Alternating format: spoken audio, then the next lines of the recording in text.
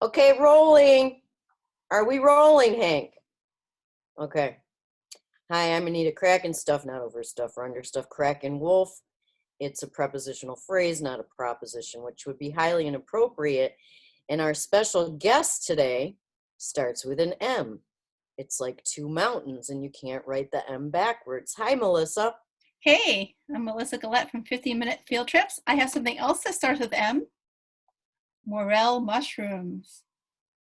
How cool are you? And you know a lot about mushrooms, I bet. Ooh, look. I'm learning. It's better to learn one really, really well before you move on to another one, especially if you're eating them. Oh, yeah? Why is that? Because if you get the wrong kind of mushroom, you can get very sick. Oh my gosh. Good to know. Now, if you're like under the age of, say, 20, 19, 18, 17, should you ask a trusted adult for a second opinion? I would get an adult and an adult who knows what they're doing. Very well qualified. Now, you like bugs, right? And I love beetles? bugs. Why? They're just so interesting. I actually got some photos to show you. Oh, cool. Welcome to Beetle Mania. Dun, dun, dun, dun, dun. So I love insects, especially beetles, because they have so much diversity. There are over 1 million kinds of beetles. So I wrote a quick little song. Here's the story of the beetle family. Over 1 million kinds of diversity. Some are pollinators, some are pests, some eat plants or wood, and some are pets. So each of these guys has a different job. Some of these eat wood, some of these pollinate, some of these roll up poop and carry it away. So they have so many jobs. Oh my gosh, you said that so fast, Melissa. What did you say about poop? The dung beetle actually lays its eggs and poop, and they've imported dung beetles to Australia because Australia has a lot of dogs. Oh, that's very interesting. And you couldn't hear this, but all of the studio audience and all the students at home were giving you a thunderous round of applause for your beautiful song. Thanks. It was wonderful. And over 1 million kinds of beetles, huh? Yeah, so you can't know them all, but if you could just know a few, it gets so much more fun. Some are even great as pets, like this best beetle. No. This one actually, they communicate. They make 16 different sounds, and they like to live together. Like a lot of insects live by themselves, but these guys like to live together, which is probably why they can make so many different sounds, because they need to communicate. They can chirp and hiss and make all kinds of sounds, and they love to eat rotting wood. So they're taking all this carbon that was stored into the wood and turning it back into dirt, so we can start the cycle all over. Wow. And what do you think they're talking about? Hey, who ate the last carrot? Now, do beetles really eat carrots? These guys do. Oh I've my given God. them carrots. They like carrots. No idea why, but traditionally they eat rotting wood. They did eat this entire log. We kept them in my classroom. Wow. And what is a typical reaction from a student when they meet a beetle? They're usually fascinated. There's very few beetles that are harmful. Like one of the most beneficial ones is this ladybug, and that's the little baby ladybug larva there. So if you see something like, what is that? That's a baby ladybug. And then they go through phases or instars. Their skin gets too tight. They split their skin. They make a new exoskeleton. And there's different kinds of ladybugs as well. So their job is to eat aphids, which can make plants really sick because the aphids suck all the juice out of the plant. You sure do know a lot, and you talk really fast. An exoskeleton is on the outside of your body? Yes. So Wow. our skeleton's on the inside and their skeleton's on the outside. I have a feeling that you talk a little bit fast because you have so much to say, because you know so much. It's hard for me to slow down.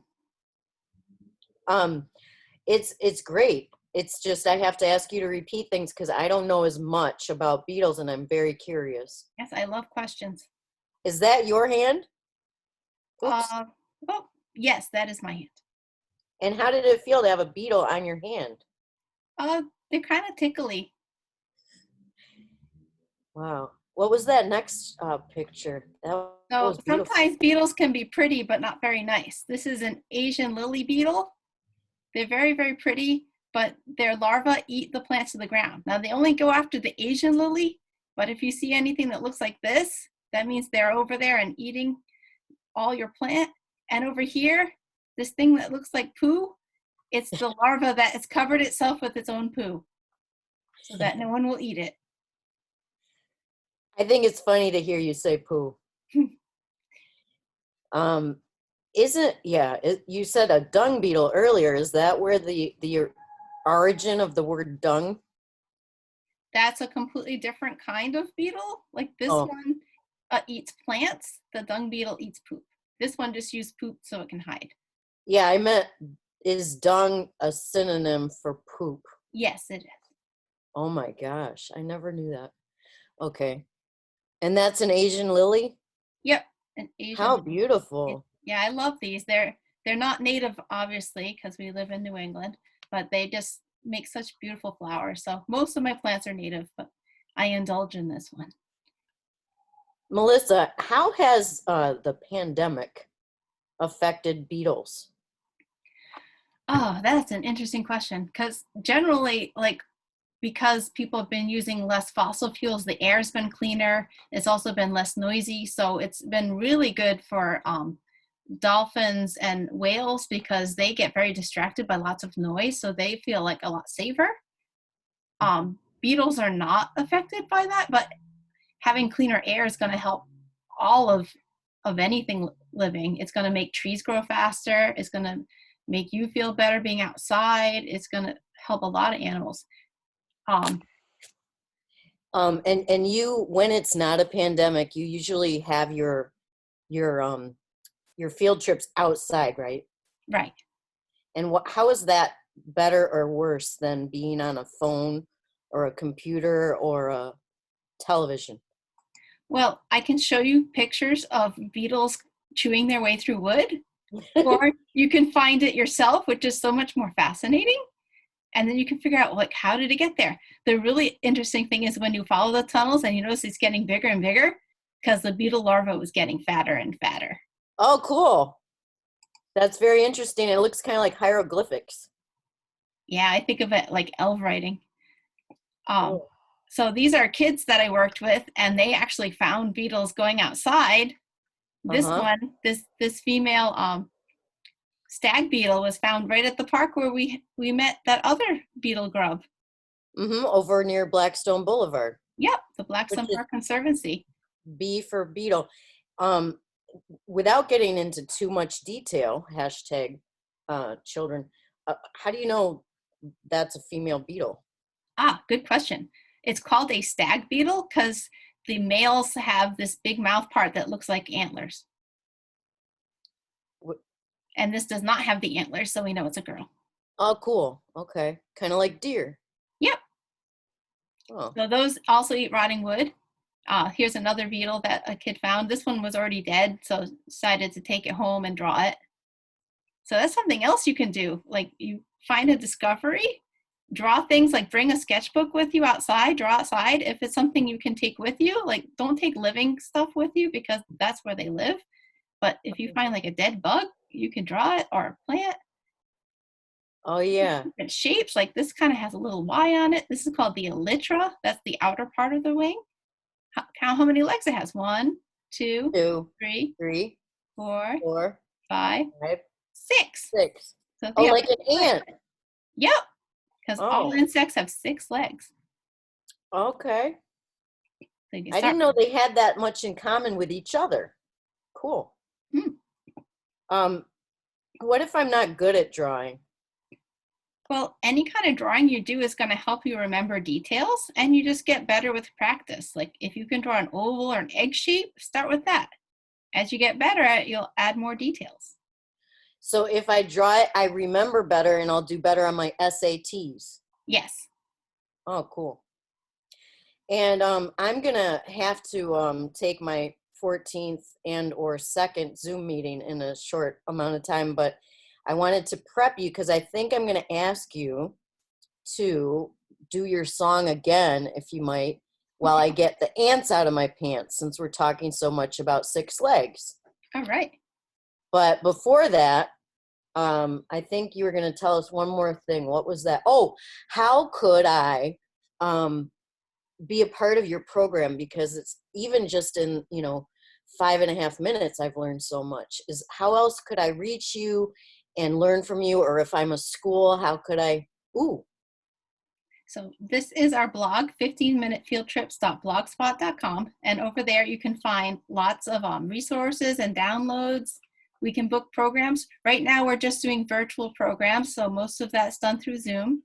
Like I did a program with a high school this last week on trees and climate change. So there's a whole list of programs at the website, and we just have to figure out a way that we can get together virtually.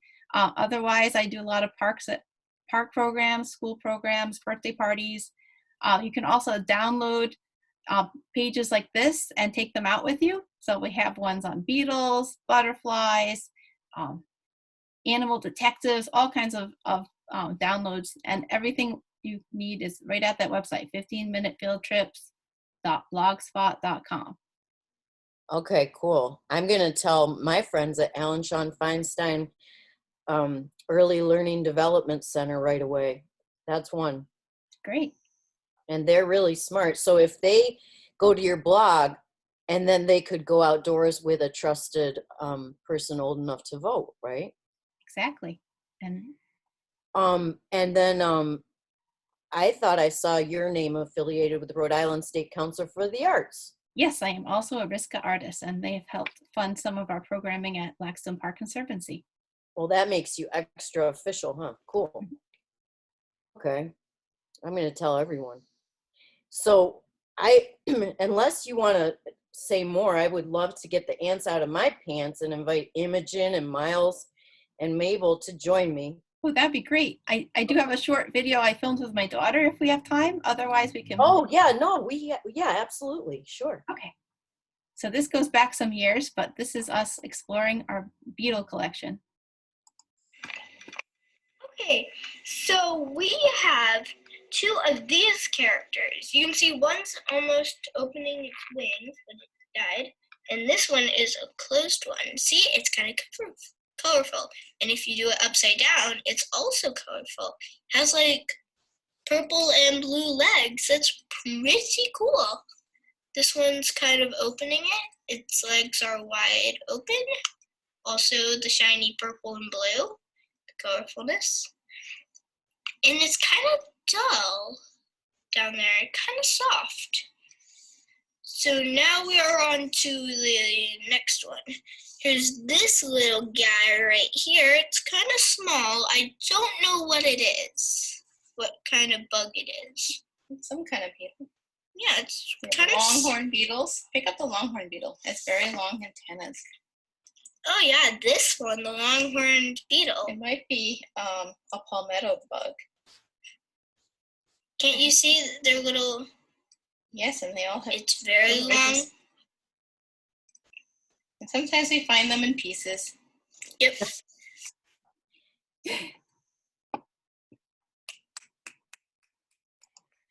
Melissa, when you're not sure about that, I heard you say it might be a palmetto beetle. Sometimes we don't know. And then how would you proceed to find out? I would look at a field guide on beetles, or a website I like is bugguide.net. Cool. You should always look at the shape first, and that will help you. Like the color comes last. Oh my gosh, that was a beautiful video. I would have never put the B word, beautiful, with beetle until today. It was almost iridescent. Yeah, they have some great colors. There's so much diversity. There's even a beetle that lives in this African desert that collects dew on its back. You mean like morning dew, or yeah, like morning dew. And they've made an invention based on this beetle to collect water for the village because they don't get a lot of water in the desert. Wow. Wow, that's beautiful. So beetles save the world. Yeah, we can learn so much from nature. that's the way we're going to get through this pandemic, is that we learn what nature does to survive and we copy it. We need to have a closed loop where nothing is wasted. When animals do something, every bit of nature is used, or everyone has a job to do, so nothing gets wasted. So you're also a poet, as it turns out. Yes. And sort of a prophet, too. I don't know about that. Well, Melissa, this was really great. I can't wait for you to get to meet some of my friends and their families. And now we'll get the ants out of our pants, and then maybe we'll both press stop, and we'll just debrief between us real quick. Sounds great. Okay. In All right. 5, 4, 3, 2, 1. We're gonna start with our hand.